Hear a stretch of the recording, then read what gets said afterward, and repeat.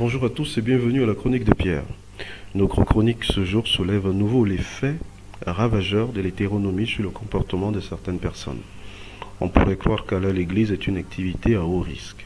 En tout cas, loin de nous de vous alarmer, il y a là tout de même matière à réflexion.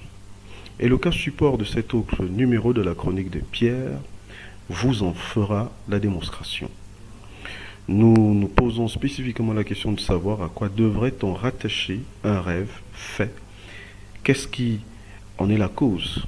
Qu'est-ce qui explique la qualité du rêve? Et pour y répondre, et comme de coutume, nous allons utiliser un cas support.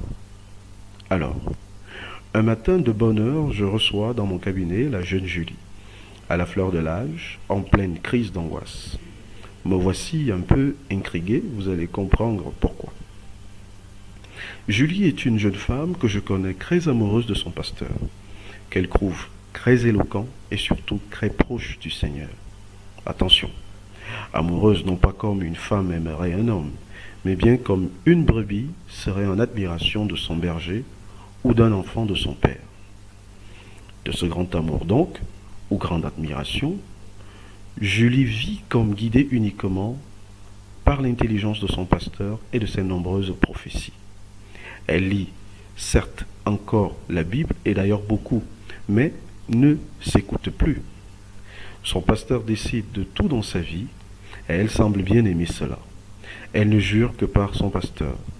Tout son passé, son présent et son futur, c'est son pasteur. Jusque-là, elle va bien. Elle est imperturbable. Cela peut être envisagé comme une forme compensatoire pertinente. Rien ne la stresse, rien ne l'angoisse.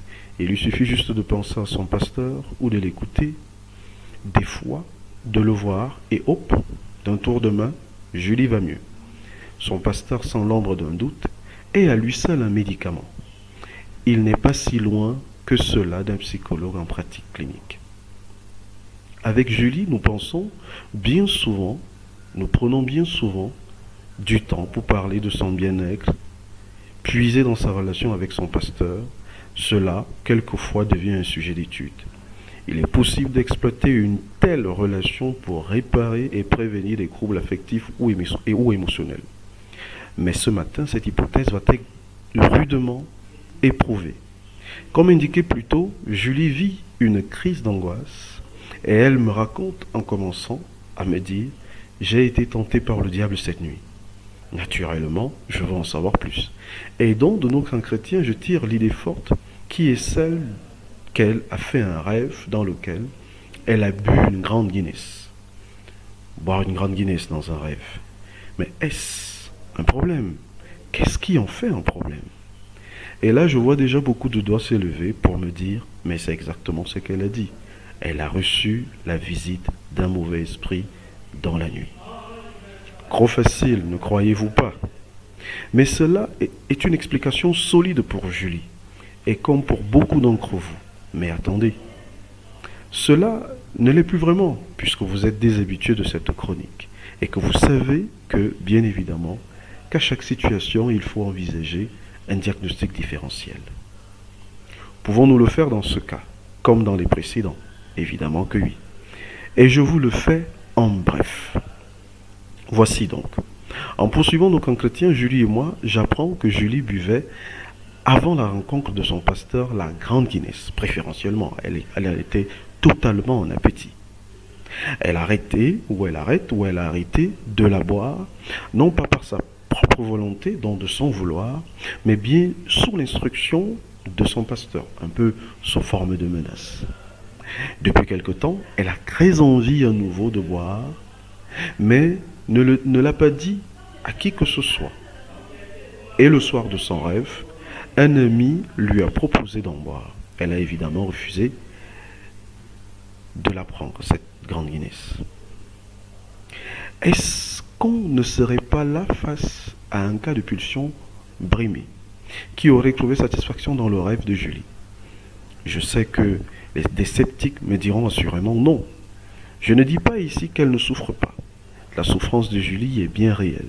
Toutefois, elle est peut-être fondée sur un mauvais objet et le simple fait de la prendre commence à la soulager Et comme le dit la Bible, et je cite, « Connais la vérité, et la vérité t'affranchira ».